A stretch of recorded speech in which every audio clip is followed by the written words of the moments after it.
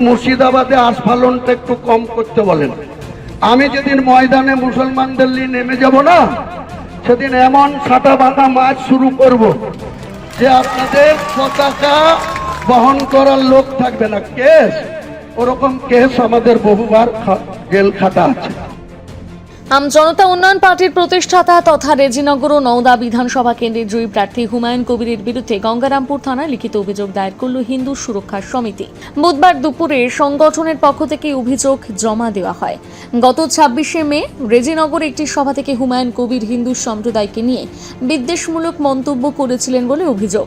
ওই বক্তব্যকে কেন্দ্র করে ইতিমধ্যে রাজ্যের বিভিন্ন প্রান্তে একাধিক সংগঠনের পক্ষ থেকে তার বিরুদ্ধে অভিযোগ দায়ের করা হয়।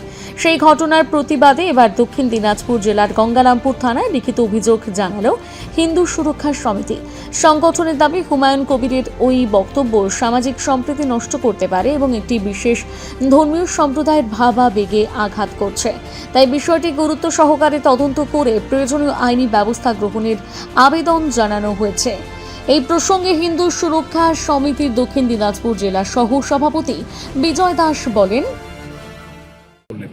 গত ইংরেজি 26শে জুন মাননীয় এমএলএ হুমায়ুন কবির যে বক্তব্য পেশ করেছিল উস্কানিমূলক সাম্প্রদায়িক, তাতে আমাদের হিন্দু ধর্মের প্রতি আঘাত লেগেছে। সেই তার এগেনস্টে আমরা একটা অভিযোগ দায়ের করলাম আজ গঙ্গারামপুর থানাতে, যেন পুলিশ আমাদের অভিযোগটি গ্রহণ করেছে এবং তার বিরুদ্ধে আইনত ব্যবস্থা গ্রহণ করবে। আপনারা কি চান? আমরা চাই ওনার বিরুদ্ধে আইনত ব্যবস্থা গ্রহণ করা হোক।